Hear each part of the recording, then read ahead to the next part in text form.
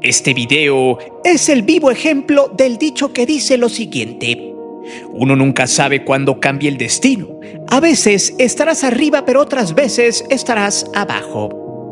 Relacionado con los giros que suele dar la vida. De hecho, en la mayoría de los casos que presentaremos a continuación, se encuentra un denominador: el hecho de que te lleves y luego no te aguantes, o de que pienses que con el poder y dinero puedes humillar a la gente, o que la fama y el dinero falsamente te muestra la felicidad. Y también, muchas veces en ciertos personajes cae el sentido de un mal deseo hacia el prójimo, mostrando y mandando una especie de karma en tu contra, el cual en algunas ocasiones se voltea, pues todo lo que desees a los demás se te regresará al doble, pagando muy caro esos dichos. Y también, sumado a casos donde el clasismo se manifiesta en palabras, en lo que piensa una persona la cual se siente de élite porque es familiar de algún futbolista, humillando a los que según ella no son de su clase. Por eso, este video, deje usted que reventemos a estos personajes, pues en realidad estos casos nos deberían de hacer reflexionar sobre todos los hechos que transpiran, ya que muestran una parte demasiado pesada y maliciosa de la sociedad mexicana. Gente que le gusta hacer pero no le gusta que le hagan, y al final terminan siendo juzgados por el tiempo y también por las masas y por el destino, gracias a sus nefastas acciones y malas prácticas que emprendieron durante gran parte de su vida. Ponte cómodo, analiza bien lo que mostraremos a continuación y pregúntate si conoces gentuza como esta. Platícanos en la caja de comentarios tus experiencias. Y por cierto, si te gusta este video, dale like y suscríbete al canal. Estamos cerca de los 900,000 suscriptores y queremos festejarlos contigo. Es por eso que hoy te presento 5 mexicanos famosos y desgraciados que terminaron papeados por el karma. Antes de seguir con el video, te invito a suscribirte al canal, activa la campana de notificaciones para que recibas todo nuestro material y las transmisiones de fútbol en vivo. Te divertirás, te lo aseguro.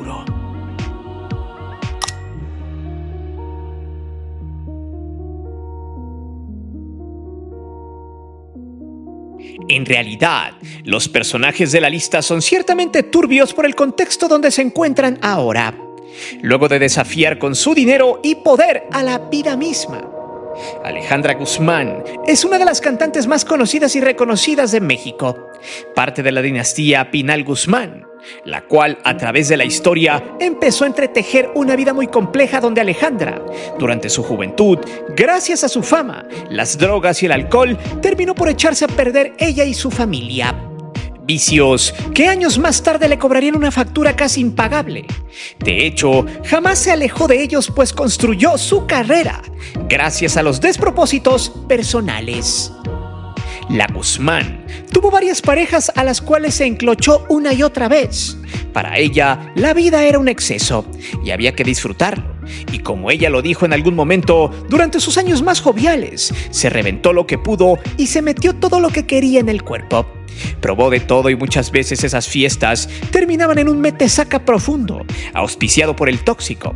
Ella y sus parejas combinaban sustancias químicas y luego las reflejaban en el hardcore, que se aventaban en los lujosos hoteles y en las casas lujosas donde simplemente el atolazo y las fuentes de primavera chorreaban una y otra vez al calor de los neurotransmisores de la Guzmán, los cuales colapsaban por la adrenalina y los alcaloides mismos que hacían combustión en su torrente sanguíneo.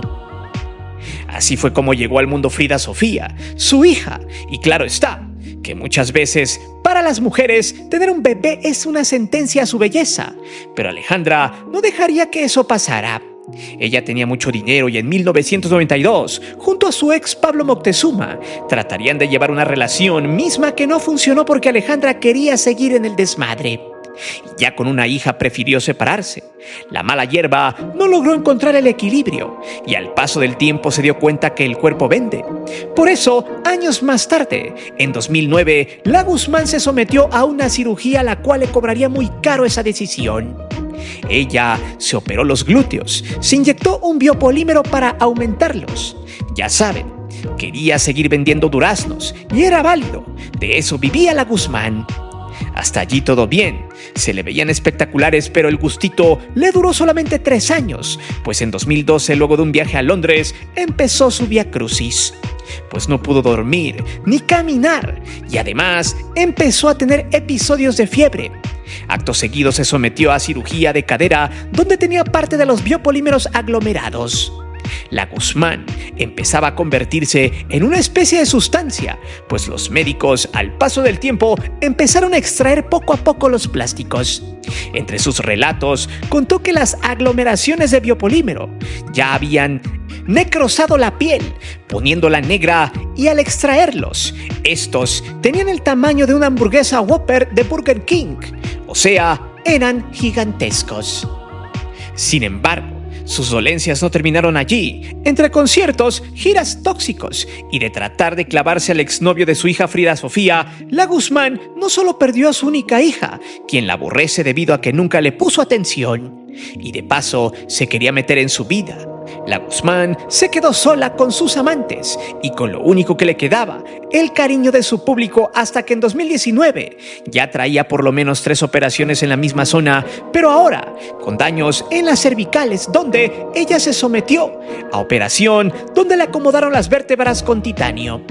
Sin embargo, el mal ya estaba propagado, al grado que en este 2025 ya no podía caminar. Su salud se había deteriorado aún más. Al momento, Alejandra Guzmán ha estado en silla de ruedas, ha sufrido mucho al caminar y según después de la última operación, donde dijo que ya su cuerpo era biomecánico, la Guzmán se arrepiente de todo lo que hizo luego de su embarazo, de las adicciones, pero sobre todo de las cirugías plásticas y el inyectarse ese biopolímero, el cual lo único que ha ocasionado es mandarla a la lona pegándole el triste karma, donde la belleza es relativa, pero que en muchas ocasiones se traduce en una salud totalmente deteriorada. ¿Y tú?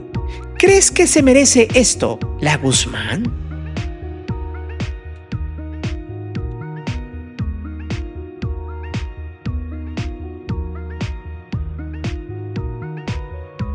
El caso de Julio César Chávez es muy doloroso, desde el sentimiento del padre sobre un hijo que está hundido en el abismo. Y es cierto, a Chávez padre le duele que su hijo sea un adicto y esté señalado como un criminal. Por cierto, él se encargó de lapidar su dinastía.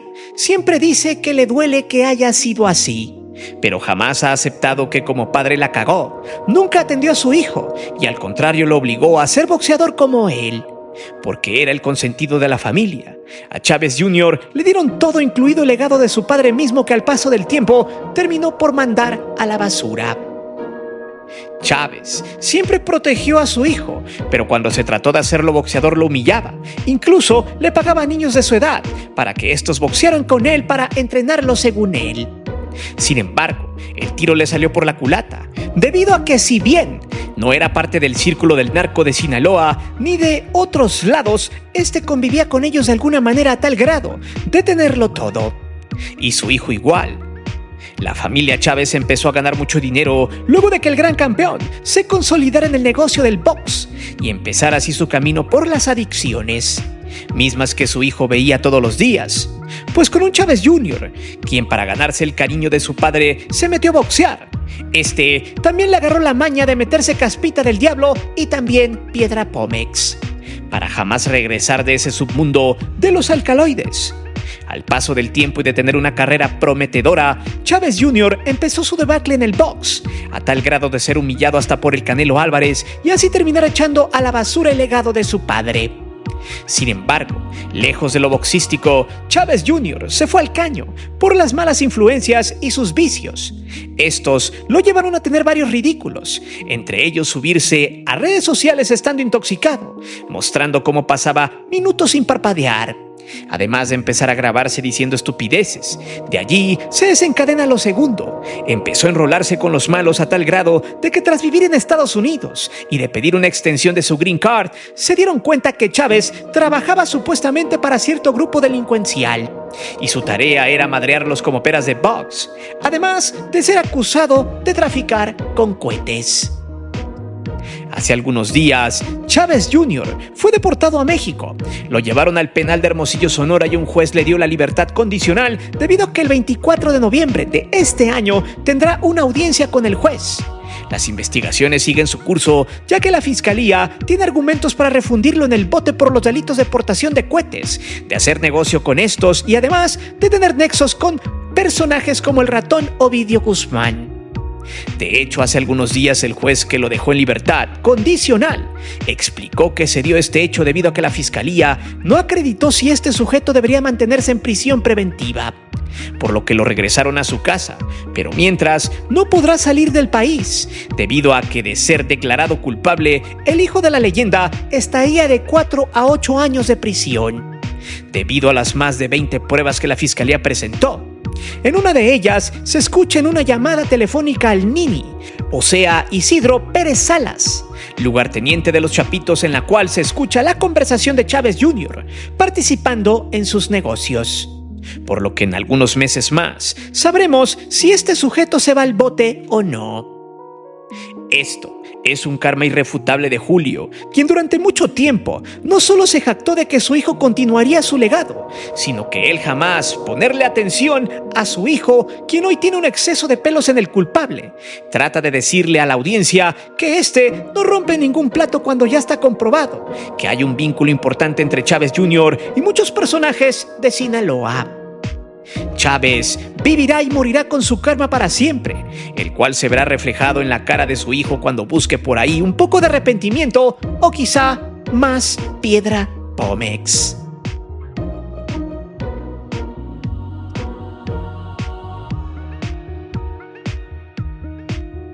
Este tema es un tanto nefasto por el personaje que fue excesivamente tóxico. Estoy seguro que más de uno se acuerda de Jorge Berry, un presentador de noticias que parecía que se le saldrían los ojos por el exceso de presión en su cerebro. El tipo, en sus años más joviales por ahí de finales de los 70s, se había ligado a la presentadora de noticias más bonita de la época, Lolita Ayala, quien por más de 20 años estuvo al frente del noticiero de las 2 de la tarde en Televisa, y se le caracterizaba por leer pulcramente las noticias, además de siempre lucir una rosa en su escritorio. A ella se la apañó este sapo, el cual se terminó casando con ella. Sin embargo, el tipo a huevo quería que ella se enamorara de él, cosa que no pasó. El caso de Jorge Berry y la supuesta violencia intrafamiliar que recibió Lolita alias La Gargajos Ayala fue por mucho tiempo uno de los rumores que más tuvieron viralidad. Más cuando por ahí del 2021, al aire le propusieron matrimonio a una presentadora de noticias del Canal 11, pero eso lo relataremos más adelante. El punto acá es que Lolita Ayala explicó en una entrevista que ella se casó sin estar enamorada, pero que Berry estaba loco por ella. Por eso, cabe señalar que su efímero matrimonio duró solo 10 meses, ya que el sapo supuestamente también le era infiel. También debemos señalar que en una entrevista, Ayala fue muy honesta, pues dijo lo siguiente: me casé, no me enamoré, nos divorciamos a los 10 meses. Además, según algunos relatos, Berry le habría sido infiel a Lolita con Talina Fernández. En esa época, Talina era un mujerón y obviamente el sapo no le iba a decir que no. En fin, el punto acá es que muchos años después, Ayala desmintió que Berry la agarrara a putazos el poco tiempo que vivieron juntos. Textual, dijo lo siguiente: muy buena persona, muy buena persona. Todos esos chismes que sacan en el periódico son falsos. Y qué bueno que tengo oportunidad de decirlo, porque él jamás me levantó un dedo. En fin, Berry siguió su camino también como lector de noticias en Televisa, y cada que pasaba el tiempo iba evolucionando como un Digimon, a una especie de mezcla de sapo camaleón. Además de que se le recuerda por ser comentarista de deportes, en especial de la NFL. Luego estaría por mucho tiempo como monaguillo de Jacobo Zabludovsky en el noticiero 24 horas, hasta que por ahí de los años 2000 tendría un noticiero en Primero Noticias junto a Lourdes Ramos. Casualmente fue quien siguió todo el acontecido del atentado de las Torres Gemelas en 2001, sin antes haber sido por mucho tiempo vicepresidente de Noticieros ECO. En fin, luego de que vivieran sus mejores años en el 2000, Berry se jubiló. La edad y sus problemas cerebrales lo consumieron y así también fue evolucionando a un ferviente odiador de López Obrador. Y ojo que nosotros nunca mentimos a la audiencia. Jorge Berry siempre odió a AMLO, ya que la ideología de este sujeto estaba muy arraigada en la derecha mexicana. Sin embargo, en 2018 Berry volvió a las andadas, se abrió una cuenta en X y empezó a despotricar contra el gobierno de AMLO. Pero deje usted eso. Cada quien es libre de pensamiento y también libre de ser seguidor de diversas ideologías políticas y religiosas. Sin embargo, lo de Berry era demencial. Este despotricó contra el AIFA, diciéndole central avionera, de aplaudir los logros del PRI y del PAN, de ser ferviente aplaudidor de esos gobiernos. Berry también empezó a despotricar sobre la salud de AMLO. En algunos mensajes escribía que pusieran atención a la salud del presidente y esperaba que en algún momento se informara que AMLO tuviera broncas en el corazón. Hay que recordar que López Obrador en algún momento se contagió de COVID, cosa que menguó un poco su estado de salud. En ese momento personajes como Berry se relamían los bigotes para que AMLO no pudiera seguir en funciones y hasta lo celebraba. Y curiosamente de psicópata no bajaba al entonces presidente, siendo un claro ejemplo evidente del dicho que dice: candil en la calle, oscuridad en la casa. Mientras Berry se burlaba y deseaba mal a López Obrador, la salud que se iba deteriorando era la de él. Y al paso del tiempo, el tipo ya ni siquiera podía tuitear, no podía comentar, y fue por ahí del 2023, en Puerto Vallarta, donde se informó que el 12 de julio de ese año el sujeto ya estaba grave y le quedaba poco tiempo en este mundo. Jorge Berry sufrió un derrame y a pesar de esto nunca se arrepintió de desearle el mal a AMLO, y quién sabe a qué otras personas más no les deseó lo mismo, revirtiéndose el karma de manera estrepitosa contra su salud. Por eso, horas más tarde de ser ingresado a urgencias, Berry llegó a la fecha de caducidad, expiró, le apagaron la PlayStation, mostrando así el karma instantáneo de un tipo que hasta se mofaba de las obras como el AIFA, donde afirmaba que jamás serviría el aeropuerto, que no saldrían los mexicanos de pobres, que AMLO no terminaría su mandato, que no habría más 4T después del Mesías como le decía, y que jamás haría las obras que hizo el PRI en tiempos de Peña. Al final, Berry, mal del cerebro, se petateó, ahogado en su propio vómito, siendo que nada de lo que juró sostener se cumplió, dejando así una amplia estela de ridículos en redes sociales y evidenciando la verdadera cara de aquellas personas que terminan deseándole el mal a otras, pues, curiosamente al final, son ellas las que terminan mordiendo el polvo para siempre. Por cierto, Jorge Berry practicó mucho nepotismo con su familia, pues ayudó a su hijo a entrar a deportes en Televisa, además de añorar una invasión de Estados Unidos a México, cosa que nunca ocurrió ni ocurrirá.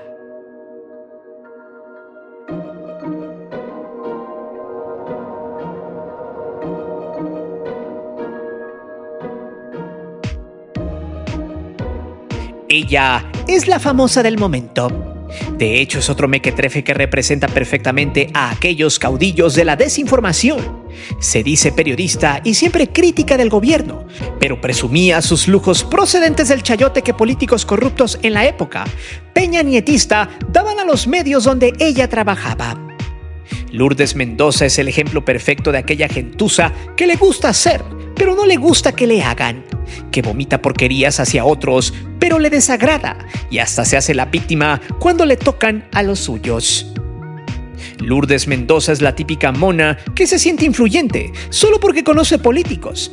En la época peñanietista, ella ha pasado por varios medios incluidos Televisa, El Reforma, Radio Fórmula y también en los noticieros del usurero Salinas Pliego, principalmente en ADN 40, donde está el capibara chupanepes de Miguel López San Martín. Y todos esos que cada día se inventan una noticia para llamar la atención a falta de audiencia y de chayote.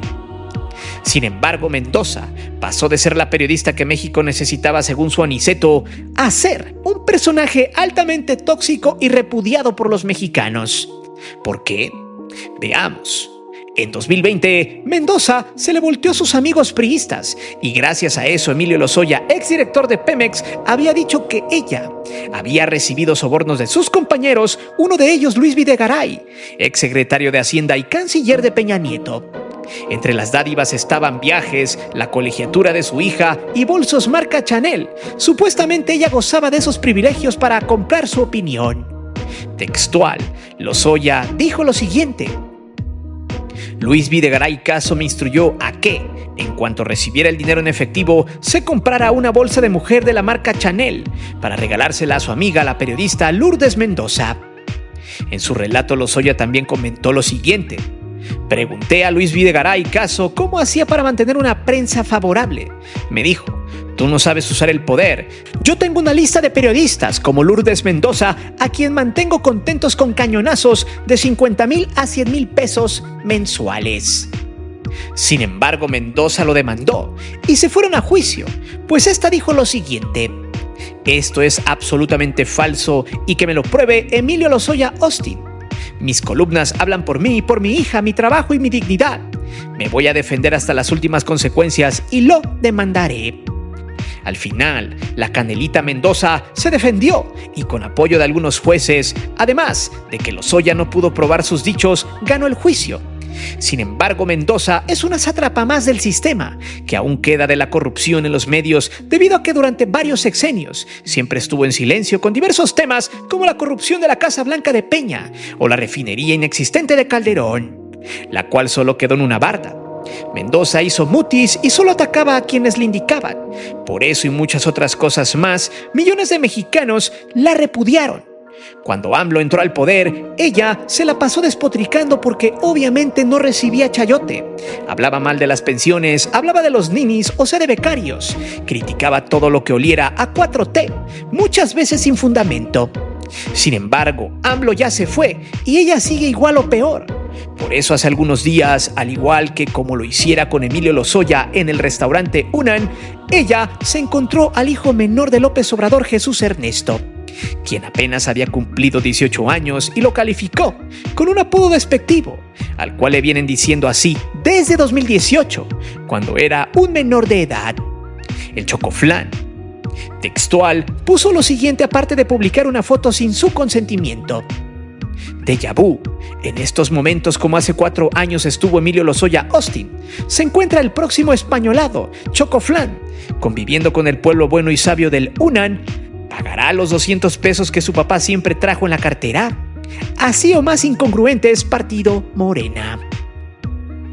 Después del hecho, las redes se le dejaron venir encima y la acabaron, la aplastaron, la humillaron y le hicieron que empezara a chillar, ya que le sacaron diversas fotos de ella y su hija, la cual no es agraciada físicamente. Y si bien esto de meter a los hijos en la política está mal, Mendoza fue la que empezó el desmadre, evidenciando lo ruin y lo sátrapa que es, donde ella, por superioridad racial supuestamente, sí puede meterse con menores o con jóvenes que nada tienen que ver con la política, pero que no se metan con su hija como lo hicieron las redes sociales, quienes bautizaron a la morrilla como la Chocorrol, y diciéndole cualquier clase de barbaridad, mostrándole lo que se siente cuando se burlan de los otros como ella por años lo hizo. Eso también hizo estallar en cólera a esta piraña, la cual empezó a culpar a Claudia Sheinbaum. Ya saben, la típica y vieja confiable. Tiró la piedra, escondió la mano y después culpó a quien nada tiene que ver. Textual, puso lo siguiente: Presidenta Claudia Sheinbaum, con los niños no, ya también con su gobierno esto se vale. Acabo de marcarle a Jesús Ramírez Cuevas, su jefe de asesores, para reclamarle el uso de sus bots, para atacar a mi hija, una niña, y su contestación fue: eres periodista. Es decir, justificó y aceptó su responsabilidad. En la 4T, ¿dónde está el límite? Para empezar, Lourdes Mendoza fue la primera que hizo todo este borlote. Y segunda, ella en realidad es periodista. Tendría que haber investigado si realmente la gente que se burló de su hija eran bots. Lo más cagado de este asunto es que no es la primera vez. En varias ocasiones, entre palabras, Mendoza llevaba años acosando al hijo de AMLO, cuando este era menor de edad.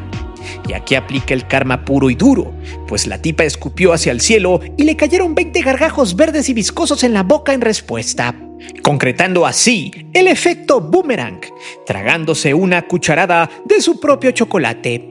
Ahora Lourdes Mendoza llora y despotrica, pero lo más risible es que la tipa ni siquiera podrá demandar a nadie, ya que ella empezó este borlote del cual jamás podrá salir.